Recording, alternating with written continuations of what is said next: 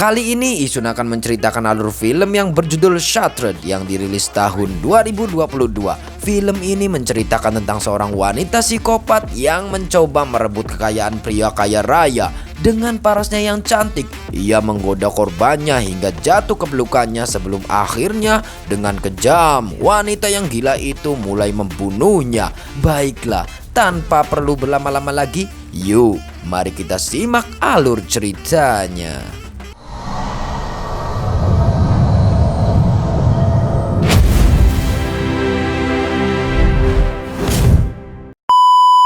Di awal film kita diperlihatkan seorang pria kaya raya bernama Chris yang sedang melakukan video call dengan mantan istrinya bernama Jenny. Saat itu Jenny menelpon Chris untuk menanyakan mengenai surat perceraian mereka yang sampai saat ini belum juga ditandatangani oleh Chris. Alasan Chris belum juga menandatangani surat perceraian itu karena ia masih berharap untuk bisa rujuk kembali dengan sang istri. Namun Jenny yang tahu kalau perceraian mereka berakar dari kesibukannya selama ini yang lebih memilih pekerjaannya dibanding keluarganya, mau tak mau Jenny tetap bertahan dengan keputusannya untuk bercerai. I should have fought harder to keep us together, Jane. No, I'm Chris. And you need to do the same. Tell Kendall I'll get it done. Thank you. Mereka memiliki seorang putri bernama Willow, di mana Jenny mendapatkan hak asuhnya untuk merawat anak semata wayang mereka. Yes, Daddy. Why don't you love him anymore? I do.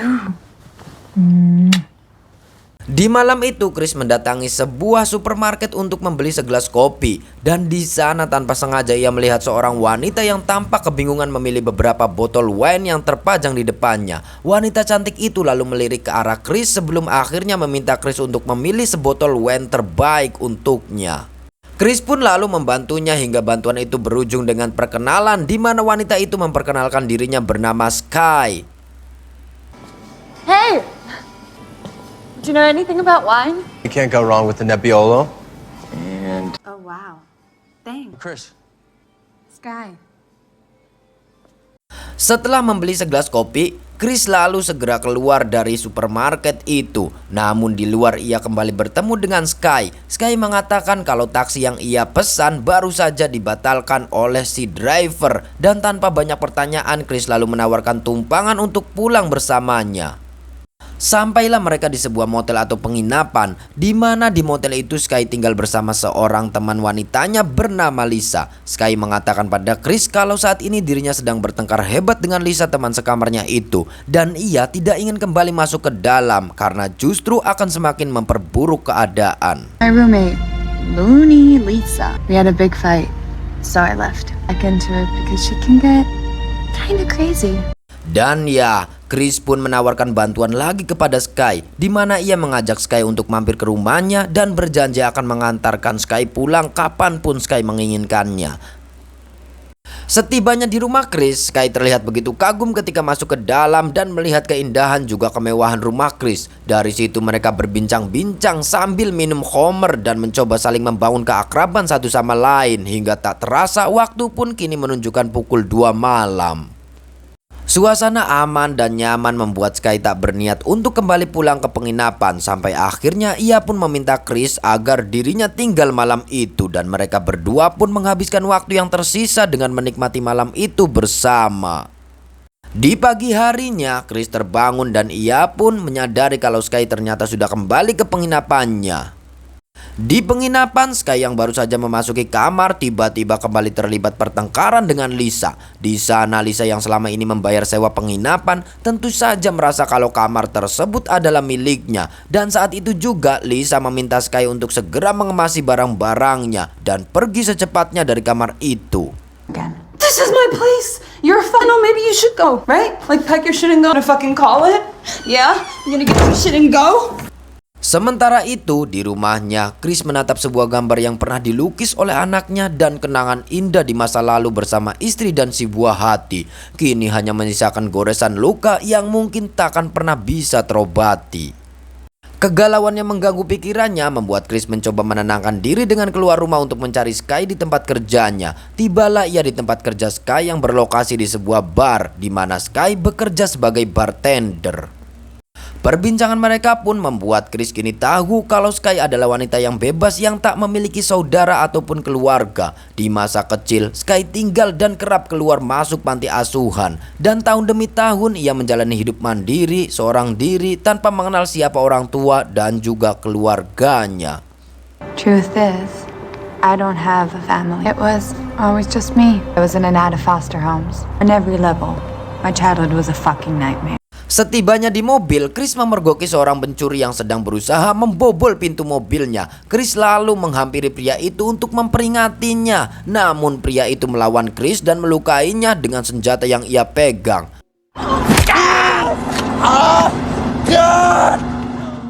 Kondisi Chris yang lumpuh total membuat Sky mencoba menawarkan dirinya untuk merawat dan menjaga Chris selama fase pemulihan. Tanpa menaruh kecurigaan sedikit pun, dengan begitu yakin Chris pun memberikan kode keamanan rumahnya pada Sky agar Sky bisa datang dan masuk ke dalam rumahnya kapanpun ia mau.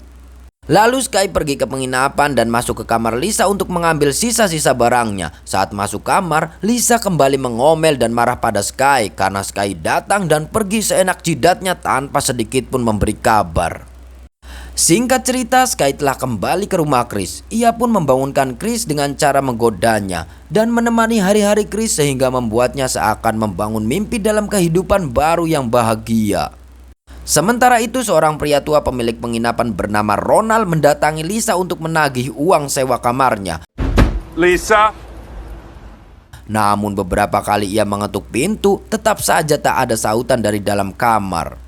Karena penasaran dengan apa yang terjadi, Ronald pun memutuskan untuk masuk ke dalam dengan membuka pintu yang ternyata tidak dikunci. Ia menelusuri ke setiap ruangan sembari memanggil-manggil nama Lisa sampai akhirnya ia masuk ke dalam kamar mandi. Ya, dengan kagetnya Ronald melihat Lisa sudah tergeletak di kamar mandi dalam kondisi yang sudah tak bernyawa. Ronald kemudian melaporkan kejadian itu kepada pihak kepolisian dan ia mengatakan pada polisi kalau menurutnya Lisa nekat mengakhiri hidupnya karena depresi ditinggal oleh Sky.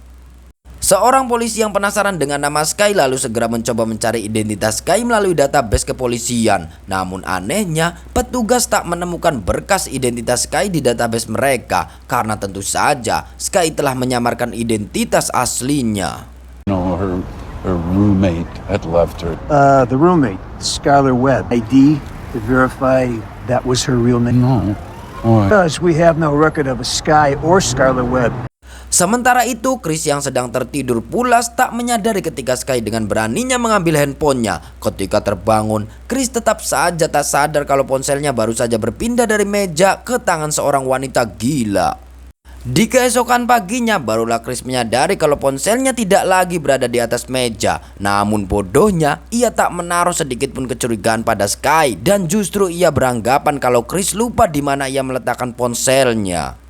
Tak berselang lama, tiba-tiba Jenny mantan istrinya menelpon. Jenny pun menanyakan kabarnya dan juga berniat untuk mengunjungi Chris dengan membawa Willow di rumahnya di akhir pekan. Setelah berkomunikasi dengan Jenny, Chris berjalan ke ruang tengah dan di sana ia melihat berita terkait kematian Lisa, sahabat Sky. Saat masih dalam keadaan mendengar berita tentang kematian Lisa, tiba-tiba Sky yang baru saja pulang berbelanja dengan santainya ia masuk ke dalam rumah dengan mengeluarkan bungkusan belanjaan hingga memakan potongan ayam goreng sembari membelakangi Chris yang terlihat bingung karena menurutnya seorang model selalu menjaga pola makannya.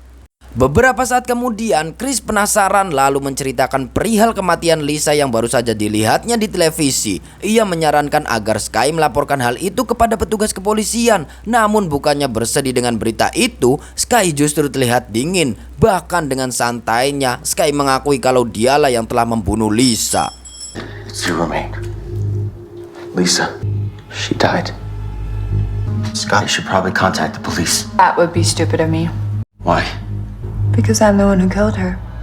Mendengar pengakuan itu, tentu saja Chris shock dan kaget dibuatnya. Karena masih dalam keadaan tak percaya, Chris sekali lagi mencoba bertanya pada Sky, apakah benar kalau dialah yang telah membunuh Lisa? Di sana Sky mengatakan dia membunuh Lisa karena Lisa seorang pencemburu dan itu akan menjadi penghambat baginya dalam menjalankan rencananya. Tujuannya hidup bersama Lisa di apartemen adalah karena lokasi yang strategis untuknya mengamati rutinitas dan kebiasaan Chris. Ia juga mengatakan sudah menyusun strategi dengan sangat rapi sehingga diketahui bahwa pertemuannya dengan Chris memang sudah direncanakannya oleh Sky. Mendengar hal itu, Chris tentu saja begitu sangat marah dan saat itu juga ia menyuruh Sky untuk segera keluar dari rumahnya. Namun, bukannya pergi, Sky justru mengunci semua pintu dengan menggunakan remote control dan ponsel yang dicurinya beberapa hari yang lalu.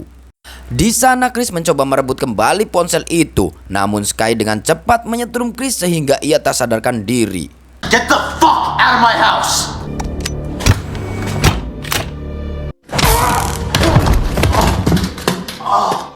Sorry, lover. Honeymoon's over. Sementara itu di penginapan terlihat Ronald yang sedang membersihkan bekas kamar Lisa. Di dalam sana ia mendapati sebuah teleskop di sisi jendela di mana selama ini digunakan oleh Sky untuk mengamati gerak-gerik dan aktivitas Chris di rumahnya. Karena penasaran dengan alat itu, Ronald pun mencoba menggunakan teleskop tersebut yang ternyata saat itu masih mengarah ke arah rumah Chris. Ronald menggeser lensa mencari titik yang sekiranya indah dipandang mata, dan tentu saja objek itu adalah para wanita yang berada di sekitarnya. Beruntung baginya, Ronald mendapati seorang wanita yang sedang berlatih yoga. Lalu ia mengambil posisi ternyaman untuk menyaksikan sebuah pertunjukan yang begitu langka. Di sisi lain, Chris yang sudah dalam keadaan terikat di kursi rodanya terlihat benar-benar tak berdaya. Kini hanya bisa melihat Sky yang berjalan mendekati ke arahnya, di mana diketahui kalau wanita gila tersebut ternyata berniat menguasai seluruh harta kekayaan Chris. Di sana, Chris terus mencoba melakukan perlawanan, namun hal itu justru membuat wanita gila itu semakin tak terkendali. Fuck you! You lying fucking bitch! Sky kemudian mencoba meminta informasi terkait semua kata sandi dan kode keamanan, bahkan identitas dan nama ibu kandung Chris untuk memudahkannya mengakses rekening bank dan mengambil alih harta kekayaan Chris. Chris mencoba bungkam dan bertahan tanpa memberikan informasi apapun, namun tampaknya Sky tidaklah main-main dengan ancamannya hingga akhirnya wanita gila itu mulai mengebor kaki Chris agar Chris mau mengatakan yang Sky inginkan.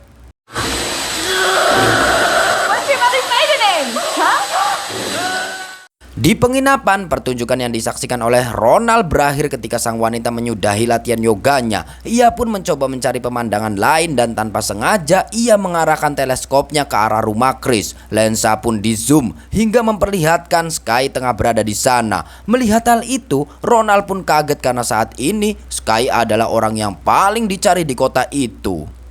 Di sisi lain terlihat Sky duduk sembari tersenyum menatap layar laptop di depannya. Senyuman itu adalah senyuman penuh kebahagiaan karena baru saja ia berhasil mengakses internet banking hingga dengan tenang memindahkan semua uang yang ada di rekening Chris. Keserakahannya ternyata tak berhenti sampai di situ saja, di mana ia membawa Chris ke ruang tengah, kemudian mengambil sebuah gunting untuk kembali mengancam Chris. Ia meminta Chris untuk melakukan beberapa sesi panggilan Zoom dengan banker untuk melikuidasi saham Chris agar mendanai perusahaan yang baru saja Sky buat yang diberi nama Sky.co. You have some Zoom calls to make to your bankers and brokers. Fund my new company, Sky.co. Sky. Dari kejauhan, Ronald masih memperhatikan Sky yang sedang menonton Chris dengan kursi rodanya. Namun pandangan yang terbatas membuatnya tak melihat semua aktivitas itu dengan jelas. Sehingga untuk sementara, Ronald hanya mengira kalau Chris sedang dirawat oleh Sky. Di sana, Sky mencoba menggunting dan melepaskan ikatan pada tangan Chris. Dan saat itu juga, Chris mencoba mengambil kesempatan tersebut dengan mencengkram leher Sky. Namun dengan satu tangan membuat Chris tak cukup kuat mengalahkan Sky. Dan lagi-lagi dengan kejam Sky menancapkan gunting tepat di lengan Chris.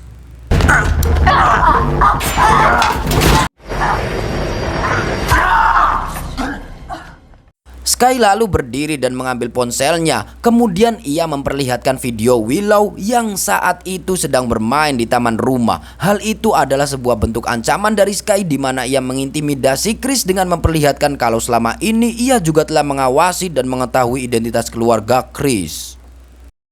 Chris pun tak ingin mengambil resiko yang tentunya akan membahayakan keselamatan istri dan putrinya. Ia memohon pada Sky agar tidak menyangkut pautkan keluarganya dalam masalah ini. Why? You have to cooperate. What's at stake? Please don't hurt them. Please don't hurt them. I think I won't have to. Sky kemudian mencabut semua kabel yang berhubungan dengan koneksi komunikasi. Ia juga mendokumentasikan perabotan seisi rumah di mana ia berniat untuk menjual rumah Chris beserta isinya. Kemudian ia pun keluar untuk menyelesaikan transaksi. Sementara itu terlihat Ronald sudah berada di halaman rumah Chris untuk mencari Sky. Saat itu Chris yang melihat Ronald melalui layar CCTV berharap mendapatkan bantuan, lalu berteriak sekencang-kencangnya agar menarik perhatian Ronald. Ketika mendengar teriakannya, dari luar rumah Ronald pun memecahkan kaca jendela untuk masuk ke rumah. Namun aktivitas rumah tersebut diketahui oleh Sky melalui aplikasi kamera CCTV yang terhubung di ponsel Chris. Masuklah Ronald ke dalam mendapati Chris yang sedang terikat. Namun bukannya menolong, dia justru bersikap dingin, bahkan tak memperlihatkan rasa empati sedikit pun. Ronald kemudian membuka lakban pada mulut Chris dan ia langsung memohon padanya agar menolongnya. Namun dengan teganya, Ronald meminta imbalan uang yang sangat besar. Akhirnya Chris pun setuju dan mereka pun membuat kesepakatan. Why are you just standing there? Help me! Fucking help me! 6 or 7 million? Okay. This is a deal, right? Kesepakatan demi mendapat keuntungan membuat Ronald lupa diri dan lupa segalanya. Dimana ketika ia membuka ikatan pada tubuh Chris, tanpa disadari saat itu juga Sky tiba di halaman dan akan segera masuk ke dalam rumah. Dan Ronald pun tertangkap basah.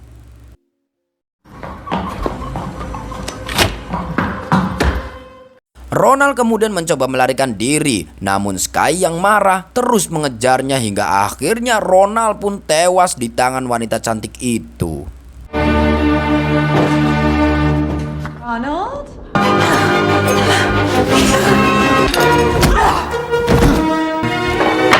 Please let me go. Sementara itu di ruang tengah Chris terlihat sedang berusaha melepaskan dirinya dari kursi roda dan ia pun berhasil meloloskan diri. Ia kemudian keluar dan mencoba membuka paksa pintu mobil yang terkunci yang membuat alarm mobil berbunyi hingga dengan terpaksa ia segera pergi meninggalkan halaman rumah sebelum Sky menyadarinya. Chris pun kemudian berhasil menaiki sebuah motor lalu segera pergi meninggalkan tempat itu. Namun tiba-tiba ia kehilangan keseimbangan yang membuat motornya menabrak gundukan es batu hingga ia terjatuh. Di pinggir jalan kebetulan saat itu seorang pria sedang melintas di lokasi dan pria itu lalu membantu Chris masuk dalam mobilnya dan segera pergi meninggalkan tempat kejadian tersebut. Di perjalanan, Chris pun meminta bantuannya untuk menelpon panggilan darurat, di mana saat itu seorang operator wanita menerima respon pengaduan dari Chris lalu bertanya di mana lokasi dan keberadaan Chris saat ini. Ketika Chris baru saja ingin memberitahu lokasi dan keberadaannya, tiba-tiba ia pun kaget dan hanya bisa terdiam ketika pria itu membawa Chris kembali masuk ke dalam rumahnya yang sudah ditunggu oleh wanita cantik dengan bermandikan darah Ronald. Mereka pun kemudian meninggalkan Chris di ruang tengah membiarkannya mendengar suara teriakan mereka dari dalam kamar. Beberapa saat kemudian Sky masuk dan mendekati Chris. Ia pun mengatakan alasannya kenapa sampai saat ini ia belum juga menghabisi Chris. Semua itu dikarenakan uang senilai 40 juta dolar yang berada di brankas cabang utama Bank Amerika yang hanya bisa dibuka dengan paspor menggunakan sidik jari Chris. Beberapa saat kemudian ayah tiri Sky datang dengan pisau pemotong daging dan dengan bantuan anaknya yang cantik, sang ayah pun dengan cepat melepaskan jempol tangan Chris dengan sangat hati-hati. Di waktu yang bersamaan, masuklah sebuah mobil yang terparkir di halaman rumah, di mana ternyata itu adalah Jenny mantan istri Chris bersama Willow putri mereka. Kerinduan sang anak membuat Willow dengan bahagianya bergegas lari mencari ayahnya. Sementara di belakang Jenny terlihat mulai curiga ketika melihat keadaan rumah yang berantakan, di mana ia juga melihat bercak darah berceceran mengotori lantai. Merasa ada sesuatu yang tidak beres membuat Jenny terlihat panik, lalu segera memanggil Willow yang saat itu sedang berada di kamar. Dan Willow kembali dengan sudah digendong Sky, wanita cantik itu. Willow said come here right now! Willow! Looky what I found. Sky dan ayahnya kemudian memasukkan Jenny dan Willow ke ruang bersama sang ayah yang sudah bersimpah darah. He's right here. Daddy! Who are these people? What do they want? Mereka kemudian pergi ke bank untuk mengurus obligasi dengan menempelkan jempol Chris di tangannya. Sementara itu dalam ruangan dengan tatapan kosong, Chris melihat ventilasi dan mulai menemukan sebuah ide di mana ia berpikir kalau ventilasi tersebut adalah satu-satunya cara untuk keluar dari ruangan itu. Namun ia dan Jenny tak akan mungkin bisa masuk dengan lubang sekecil itu. Akhirnya dengan terpaksa ia meminta Willow untuk masuk ke sana. Perlahan-lahan Willow menyusuri lorong sempit ventilasi menuju pintu utama. I could do it. Okay, baby. No, it's too dangerous. She's not going. Jamie. If we don't escape before they get back, what's the code? 0811, my That's birthday. right. I know you can. You got this, Willow.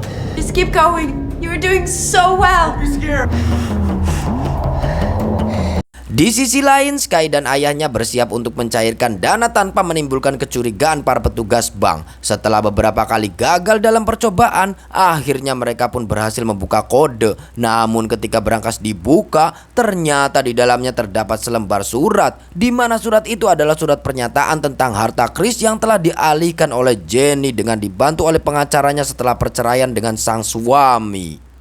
Mendapati hal itu, Sky dan ayahnya pun bergegas kembali untuk mencari Jenny. Jenny dan Chris yang sadar akan hal itu tiba-tiba panik dan segera memanggil Willow yang saat itu telah mencapai ujung lorong dan segera berlari membuka pintu utama.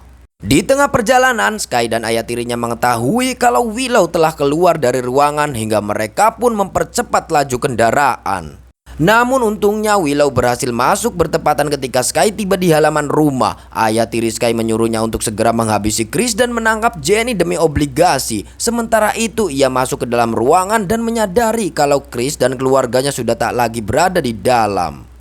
Ia pun mencari dengan menyusuri setiap ruangan. Namun tiba-tiba Chris menyerangnya. Tetapi karena Chris yang terluka, ia pun tak dapat bisa berbuat banyak.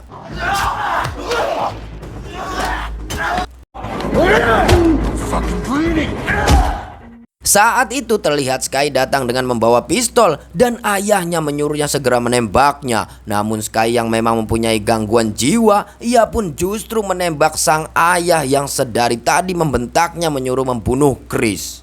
Then shoot him! Shoot that motherfucker! Memanfaatkan kelengahan Sky, Chris pun mengambil kapak lalu menyerang Sky tepat di pundaknya dan kemudian pergi dengan membawa ponsel yang saat itu terjatuh.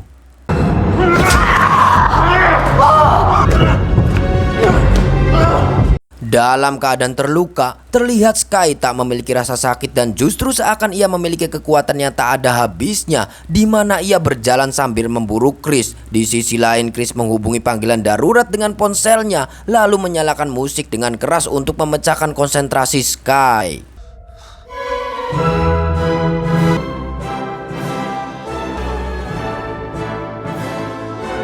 Ia pun mematikan lampu untuk monitoring Sky dengan inframerah yang dihasilkan dari CCTV. Chris pun menyalakan tungku pembakaran, membunyikan suara-suara hingga Chris kini mengembalikan keadaan dengan mengendalikan dan menakuti Sky.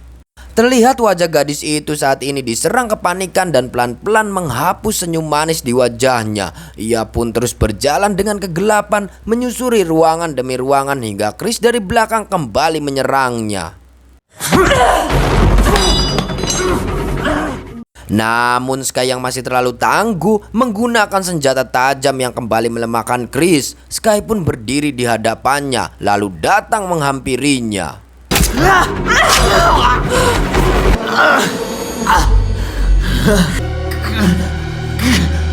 Sesaat kemudian dari belakang Jenny pun mencoba membantu, namun tetap saja Sky sulit untuk dikalahkan. Di sana Sky melukai kaki Jenny dan menghentikan perlawanannya.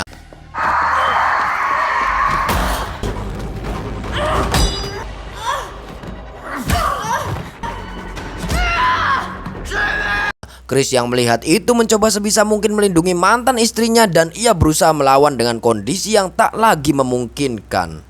Sampai akhirnya Sky pun bersiap-siap mengayunkan kapaknya untuk menghabisi mereka berdua. Namun tiba-tiba dari belakang dengan berani Willow menembak Sky dengan pistol.